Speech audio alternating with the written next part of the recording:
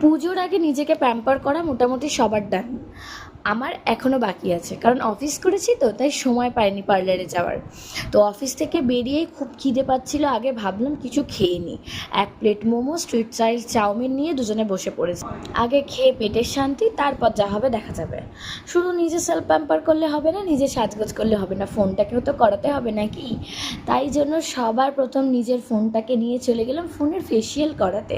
কিছুই না, ফোনের গ্লাসটা হালকা ক্র্যাক হয়ে গিয়েছিলো, সেটাই চেঞ্জ করিয়ে নিলাম। তারপরে আমি গেলাম সেলফ প্যাম্পারিং করতে। গিয়েছিলাম মাসির বাড়িতে। আমার বড়দি হচ্ছে বিউটিশিয়ান, সুতরাং আমার বাইরে কোথাও যাওয়ার প্রয়োজন পড়ে না। যা কিছু হয় ওকেই বলে দিই, ও সব করে দেয়। প্রচণ্ড মুখটার অবস্থা খারাপ হয়ে গেছিলো, তাই ট্যান করে, আইব্রো করে, হেয়ার কাট করে এখন 2:30 বাজে বাড়ি ফিরলাম। সব থেকে বিচ্ছিরি ব্যাপারটা হচ্ছে আমি থাকি 4 তলায়।